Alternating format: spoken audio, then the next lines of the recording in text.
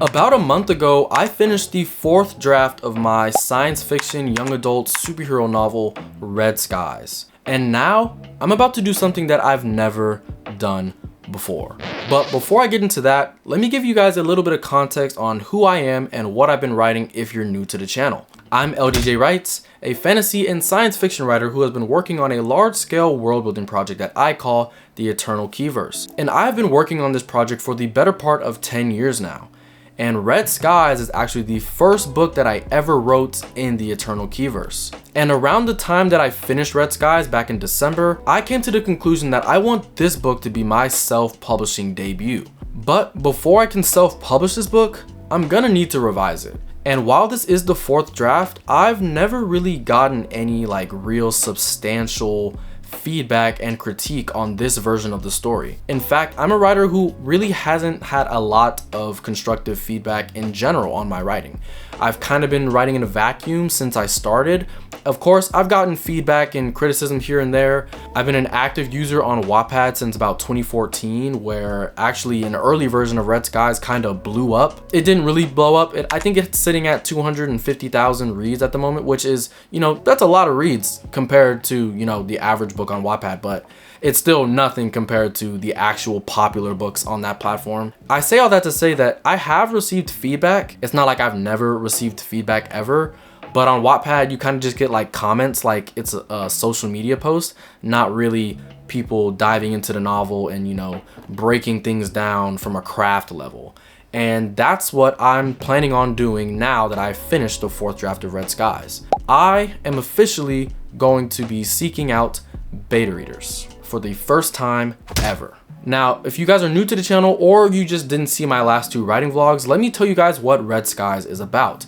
It is a young adult science fiction novel, and it's the first book in a trilogy that I call the Prime Archives. And the basic premise of the first book is 6 teenagers in a small town realize that they are members of a very rare offshoot of the human species called primes, who can develop superhero powers after coming into contact with an experimental and alien element that's called primonium. And throughout the book, they have to learn how to use their powers, come to terms with their own trauma, and work as a team as they try to take down a bioterrorist organization that is trying to throw the world into complete and utter chaos. And at the current moment, this book is in its 4th draft. I first created the story back in 2014, and it has gone through many different iterations throughout the years. And the current version of the story, I think, is the best version that it's ever been, but I want to get it even better if possible, which is why I have collected 5 beta readers to read my book and give me feedback on it so that I can then revise it and then continue on in my self-publishing journey. And I have never collected beta readers for any project that I've had. In fact, I think one of the only times I've sent my manuscript out to someone in full was Ian Henderson, who is actually a writer on AuthorTube. You guys should check out his channel. I'll have a link in the description. But I sent him my mystery detective thriller novel. It was the first time that I received that kind of, in-depth feedback and critique from another writer who actually knows his stuff. It's been a minute since then, and I'd like to think that I'm in a better headspace when it comes to feedback. So yeah, hopefully I don't prove myself wrong by the time I get, feedback from the 5 beta readers that I selected. But if you guys have never gone through the whole beta reading process like me, here are some things that you might want to consider before, get involved in that entire process. Your first job should be to get your draft as good as possible without any outside help. Once you reach that point of the process where you feel like you can't do anything more than you've already done, then you probably want to start looking for editors and beta readers. I wouldn't recommend sending off first drafts to beta readers because that's what I did with Ian, and we all saw how that went. And I think I'm learning from my mistakes this time, as this version of Red Skies, while I did rewrite the entire thing, it is a 4th draft, and I think in its current, iteration, I think it's the most polished version of the story thus far, and I think it's ready for beta readers. And when you are getting into the beta reading stage, you want to have a clear plan and things that you are looking for. So for me with Red Skies, I'm looking for 3 major things: big picture clarity, emotional impact, and any parts that the readers get confused on, whether that's the world building or the lore or just the general rules that I've set up. This specific book doesn't have a ton of world building since it takes place in like modern day Earth, in like pretty current daytime society, but like I do introduce some new concepts that I want to make sure are getting across right and actually make sense. So those are the 3 things that I'm looking for in this round of beta reading session. I don't know what to call it, I guess. This round of beta reads. But for your project, you know, maybe you're looking for something different. Maybe you're trying to see if a certain subplot is hitting, or, you know, if this romance built the right way. Whatever your goals are for your own book, that's going to be up to you, but you are going to want to have some goals and some clear things that you are looking for in the feedback from your beta readers. Basically, beta readers shouldn't be telling you exactly how to fix your book because everything is subjective. You know, feedback is subjective, criticism is subjective. You may not take everything on board, but you may take some things on board. So it's going to be up to you to pick and choose which feedback you want to take on and what things to discard. Your beta readers shouldn't be trying to fix your book. They should just be telling you where it's not working for them. And if you see trends, then you can, you know, take action and see what needs to be fixed. And now, time for my beta reader plan. A couple of weeks ago, I created a Google form filled with a ton of questions that I gave out to viewers of my channel. People in my Discord server and my Patreon got priority when I was choosing my beta readers, but the Google form did play a huge part in who I ended up picking. I ended up having 11 people who were interested, 10 people who filled out the form, and I picked 5 of those 10 people. And I want to actually go through some of the questions on my application in case any of you guys want to do something similar. Finding beta readers can be kind of hard if you don't already have a network of people that you already know. I've heard some people just actually go on like TikTok or like Threads and just ask for beta readers, and that works. Maybe I'll try that for the next round if I want to get some, you know, cold beta readers, people that don't actually know me or have no prior knowledge of my work. So maybe I'll try that next. But for this first round of beta readers, which is technically alpha readers, I created a form and then I picked through the form.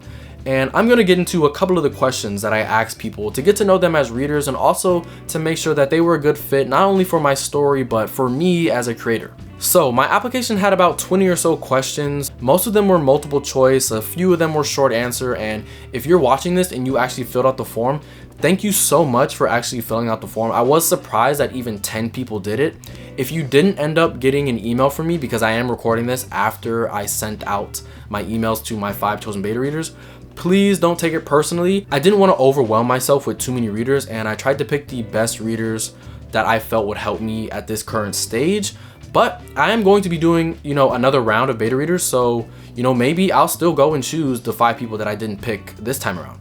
But yeah, enough yapping. Let me get into the first couple of questions on my application. So the first couple of questions are just, you know, trying to get to know them. I was asking for their name, their age range, and what time zone that they were in, just for, you know, communication purposes. I think it's important to ask for an age range, specifically to see if they would be a good fit for the target audience of your book. Red Skies is young adult, so I was kind of looking for people on the younger side, I guess. Of course, you don't have to be a young adult to read young adult books. I feel like a lot of young adult is actually read by actual adults, but I do think having, you know, ages or an age range was helpful when it was time for me to narrow down, you know, applicants in my application.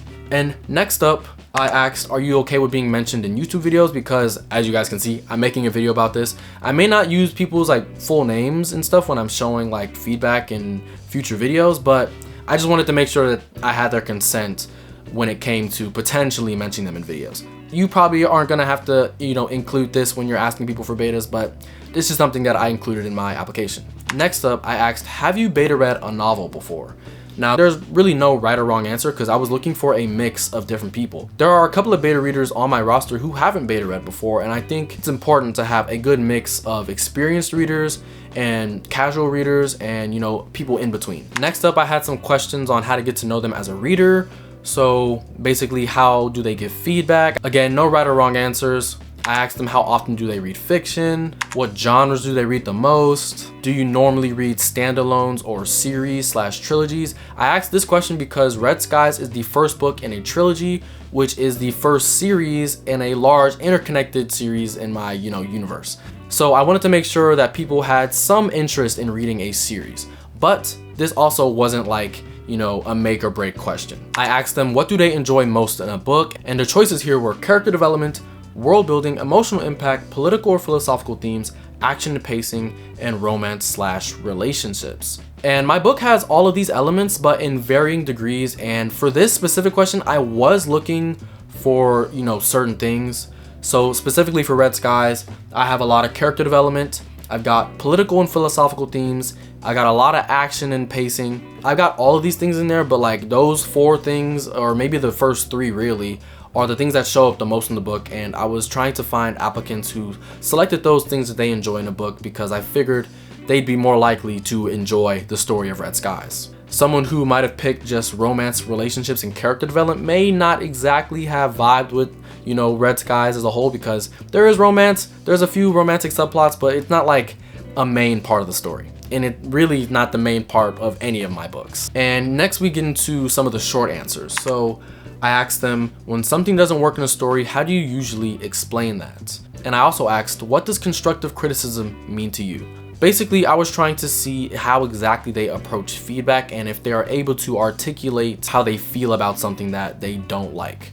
Some people are able to recognize that they don't like something, but at the same time, they're not able to say exactly why. And I feel like if you're going to be a beta reader and you're going to be giving feedback on something that you potentially didn't like, it's important to be able to verbalize why exactly you didn't like it, so that I can take in your feedback and try to see if it applies to what I wrote. And the next question was just me trying to further get to know my reader and how they approach reading certain books. So I asked, Red Skies is the first book in a larger universe. What do you think makes a strong book 1? This is one of the more important questions in the application, because I really want to make sure Red Skies lands as a book 1 to a trilogy, but also as a standalone. Because I think it's important for every book in a series to survive as a standalone. Like, you can have cliffhangers and stuff and plot threads that go throughout the entire series, but I do think it's important for each book to have its own beginning, middle, and end. So that's basically what I was trying to get across with this question. There's a lot of questions on here that now that I'm scrolling through it, maybe I won't read each and every single one of them. I will leave a link to this Google form in the description if you guys want to go ahead and check out all the questions and maybe copy it for yourself. Basically, the rest of the questions are just further getting to know the applicants and their reading and feedback and criticism styles. Like, I asked them in one sentence, tell me a book that you loved and why you loved it.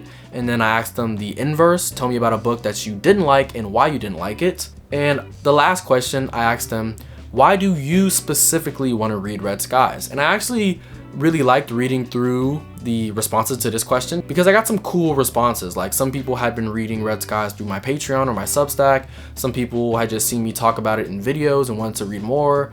And it was just cool seeing other people excited to read something that I wrote. So yeah, that's the application. Now let's get into the beta reader materials that I curated for the 5 beta readers that I ended up selecting. So for the 5 beta readers that I selected, I sent them all an email basically thanking them for, even applying and being interested in reading Red Skies. I gave them the deadline for when I'm expecting feedback back by. I hate that I said back to back like that. But yeah, I gave them the deadline. Of course, I'm being flexible with the deadline, but I think, a month is enough time to read this book. Actually, at the time of me recording this, someone is already done reading the entire thing. Granted, they had already read some of the chapters already, but the fact that they breezed through the entire thing in 2 days was insane to me. We had a short conversation already about, their experience reading the book, and it literally made my night. So, shout out to you, you know who you are. But yeah, let me get into the beta reader materials, which starts off with the intro letter. I'm just thanking them again for, taking the time and energy to give me feedback. So I told them a couple of things that I'm looking for with their feedback, which is whether the story engaged you or held your interest, if the characters felt real, understandable, and compelling, if the pacing and emotional beats worked, whether the themes were clear and impactful, and what parts stayed with them and what parts didn't. And the things that I'm not looking for are grammar edits or just straight up line edits. I wasn't really looking for that kind of feedback. I made that known early on. And I also gave them, a quick instruction manual on how to use the beta reader materials. So I told my betas to read the book at their own pace and make their own judgments. Don't hold back with the feedback. If you didn't like something, please let me know. And I also created a set of guiding questions for after they finish the book, so that when they're filling out their feedback sheet, basically I requested that they type up their feedback on one document. It doesn't have to be formatted in a crazy way or anything. I just wanted them to put their feedback on like one thing and then send it back to me, or if they made line by line comments on their copy of the manuscript, to send that back to me as well. In the Google folder that I shared with everyone, there is 2 different copies of the manuscript. There's a PDF and a Word document. I think in Word you can make line comments or whatever, so that's why I included 2 options in case someone wanted to read it on Word or PDF. And the guiding questions are basically just to help them, you know, collect their thoughts and figure out how to exactly give the feedback on the things that I'm looking for.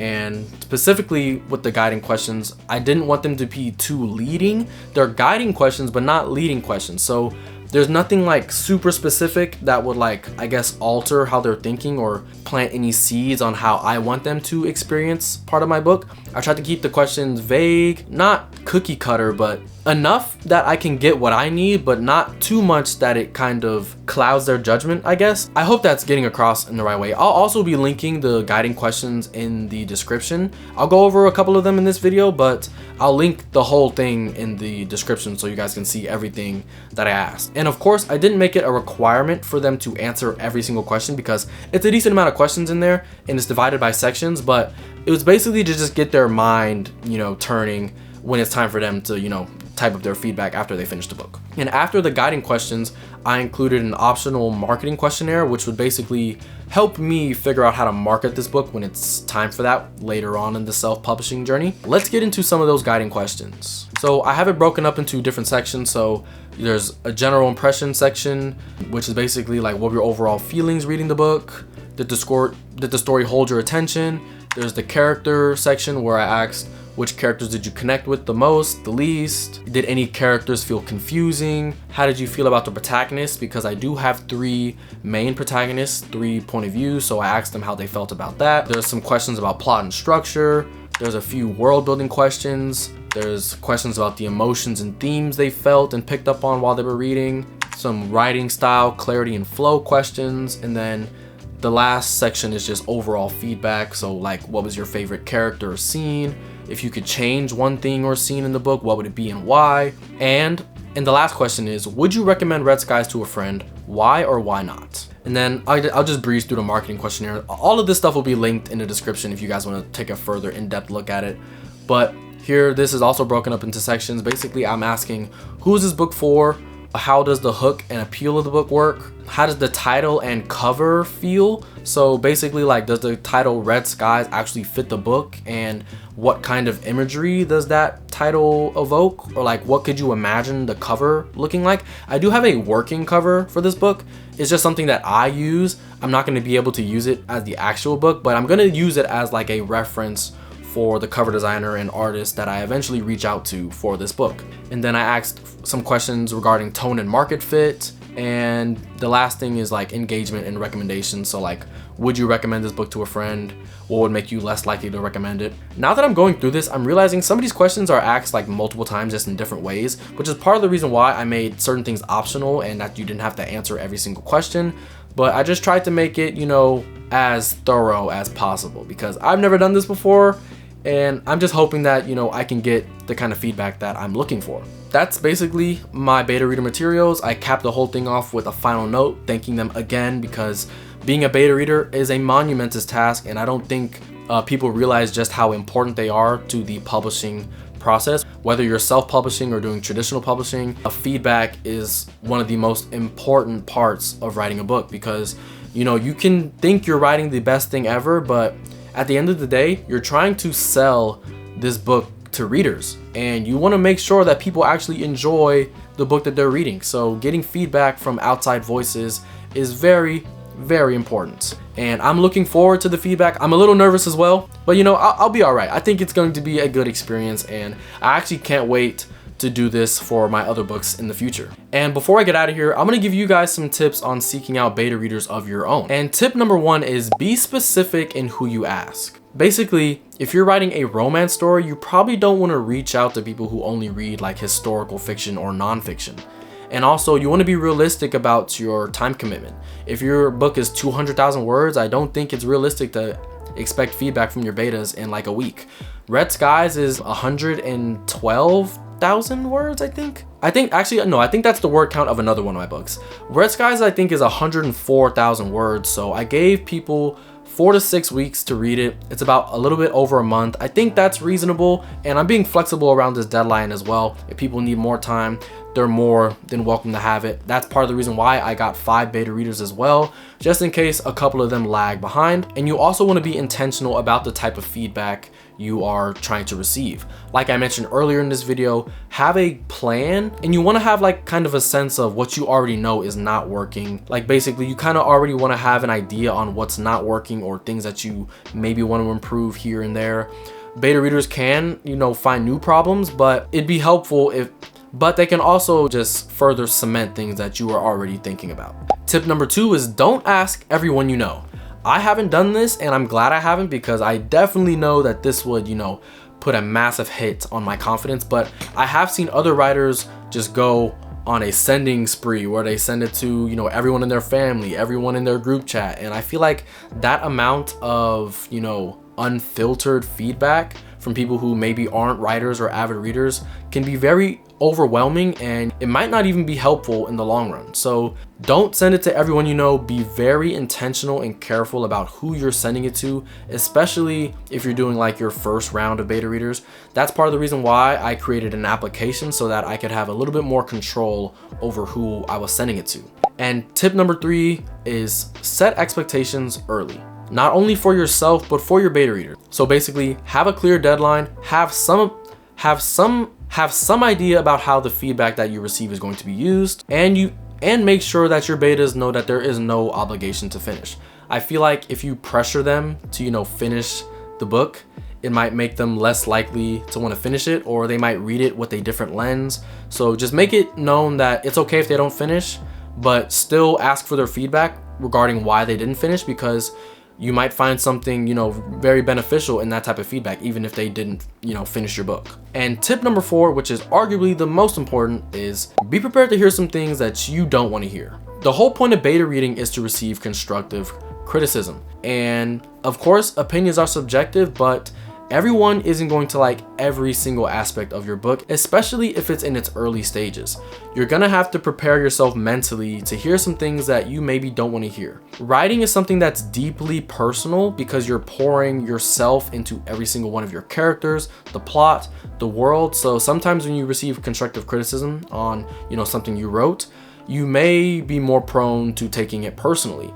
And I just want to let you know that it's not personal. Your writing, while it does come from you, is not 100% you. It's art, and it's something that you create, but it's not necessarily you. Someone critiquing your work doesn't mean that they're critiquing you as a person. And you also don't have to take everything on board. Every piece of feedback doesn't have to be implemented into the next round of revisions or the next draft. If you know for a fact that a piece of feedback that you're getting is, you know, subjective or doesn't really apply to your story, it's okay to just, you know, kind of ignore it. And it's also okay to take things on board that you maybe already had an idea of, or that maybe opened your eyes to an